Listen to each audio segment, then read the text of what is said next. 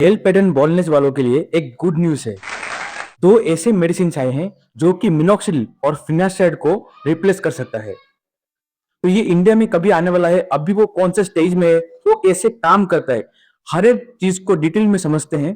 तो वीडियो में आगे बने रहना। इस दो मेडिसिन के बारे में बोलने से पहले आपको ये पता होना चाहिए जो अभी करंट मार्केट में जो दो मेडिसिन है, मिनॉक्सिडिल और फिनास्टाइड, ये कैसे काम करता है। सबसे पहले आता है मिनॉक्सिडिल, जो कि अपने स्कैल्प में लगाने के बाद वो ब्लड फ्लो को इंक्रीज कर देता है। अगर आप उसका टैबलेट खाते हो तो भी अपने पूरे शरीर में वो ब्लड फ्लो को इंक्रीज करता है, जिस वजह से पूरा बॉडी में हेयर ग्रोथ हो जाता है। आपने सही सुना, कई सारे साइड इफेक्ट्स भी है उसका। तो हमें इसकी वजह से ही दूसरा मेडिसिन का तलाश था, दूसरा मेडिसिन का जरूरत था। वैसे ही फिनास्टाइड जो कि डीएसटी को ब्लॉक करता है। डीएसटी डिहाइड्रो टेस्टोस्टेरोन एक हार्मोन है जिसकी वजह से बालों का जो फॉलिकल है धीरे धीरे पतला होता है और उसकी वजह से बाल झड़ता है। तो डीएसटी को ब्लॉक करना बहुत जरूरी है। तो डीएसटी को ब्लॉक करता है फिनास्टाइड अभी के टाइम पे।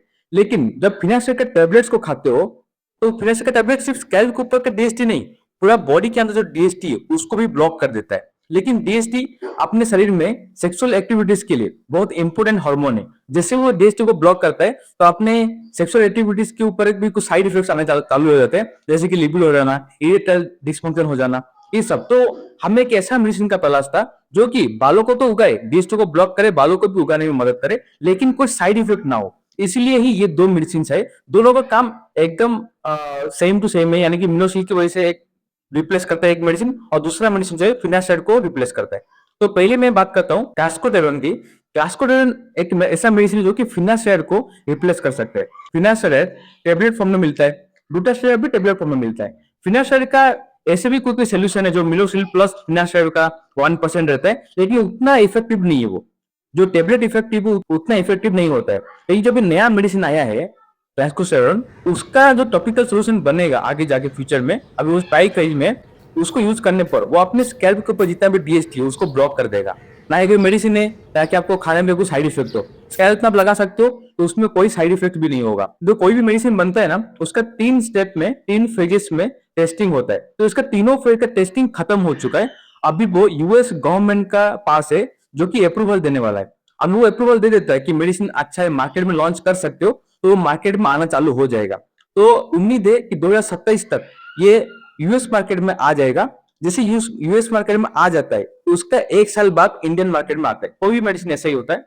तो जब इंडियन मार्केट में आ जाएगा तो जाहिर सी बात है वो पेटेंट वाला मेडिसिन है तो महंगा मिलेगा। हो सकता है आपको 5,000 का आ सकता है या 20,000 तक का भी आ सकता है।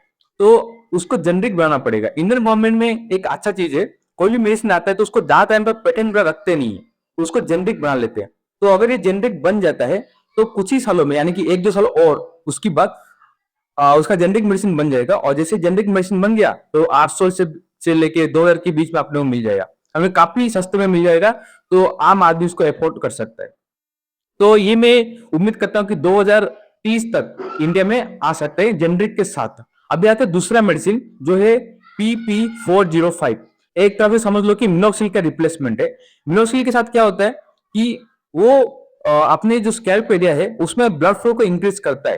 तो उसमें काफी सारे हेयर का ग्रोथ होता भी है, लेकिन सारे के सारे सारे के सारे जो बाल ना वो ग्रोथ नहीं होता है। कैसे होता है कि जैसे बाल धीरे धीरे श्रिंक होने लगता है, पतला होने लगता है, उसके बाद कुछ समय पे वो स्लीपिंग मोड में रहते हैं। वहां पे कोई बाल उगते नहीं है, लेकिन वो सेल है, वहां पे वो फॉलिकल होता है लेकिन वहां पे बाल उगते नहीं। वो रहता रहता रहता है, उसके बाद बेड हो जाता है। और ये केस को मिनोक्सिल हैंडल नहीं कर पाता है। लेकिन अभी जो नया मेडिसिन आया है PP405, ये क्या था, जो स्लीपिंग मोड में जितना भी सेल है फॉलिकल से, उन्हीं सेल को भी एक्टिवेट कर देता है, जिस वजह से उसमें नया बाल उगने लगता है। देखो अपने शरीर में जैसे एनर्जी होता है ना, तो वो सारी जो एनर्जी है वो सेल के अंदर भी होता है। सेल के अंदर भी कुछ एनर्जी सिस्टम है जो कि उस बालों को, जो सेल को एनर्जी देता है, वो सेल हेयर का फॉलिकल को एनर्जी देता है। तो सेल, कोई भी जो सेल है उसके अंदर एक माइटोकॉन्ड्रिया नाम का एक चीज होता है जो एनर्जी को प्रोड्यूस करता है। तो ये जो मेडिसिन है PP405, सेल के अंदर माइटोकॉन्ड्रिया है उसी के ऊपर अटैक करता है और उसी को एनर्जी प्रोड्यूस करने में मजबूर कर देता है, जिस वजह से आपका हेयर ग्रोथ होता है। तो आपको मैं सिंपल भाषा में समझाऊं ना, अगर आप मिनोक्सिल को अभी लगाना चालू करते हो तो आज से 1 साल या 2 साल पहले जो आपका हेयर का कंडीशन था उतना हेयर आपको वापिस लेके आ सकता है मिनोक्सिडिल। लेकिन PP405 जो है, अगर आप इसको इस्तेमाल करते हो तो हो सकता है ये 3 साल पहले तक का बालों को वापिस रिवर्स करके लेके आ सकता है। तो भी ये वेरी करता है, सभी के लिए सेम नहीं है। अगर आपका कंडीशन काफी हार्ड है, आपको काफी सारे बाल जा चुके हैं, तो आप ये उम्मीद मत करना कि आपका 3 साल पहले जितना बाल था उतना आ जाएगा। लेकिन अगर आप यंग हो, आपका एज 25 से भी कम है, तो आपको ऐसा हो सकता है कि आपका 3 साल पहले जो भी बाल थे वो भी रिटर्न आ जाएंगे और काफी ठीक भी रहेंगे, वॉल्यूम भी बढ़ जाएगा, वो आप उम्मीद कर सकते हैं। तो इस वीडियो में इतना ही। आपको कुछ भी सवाल है बालों के रिलेटेड तो मुझे कमेंट में पूछना, मैं हर एक कमेंट को आंसर करता हूँ। नेक्स्ट वीडियो कौन सी टॉपिक में चाहिए वो मुझे आप सजेशन दे सकते हो। वीडियो में यहां तक बन गए तो thank you so much for watching.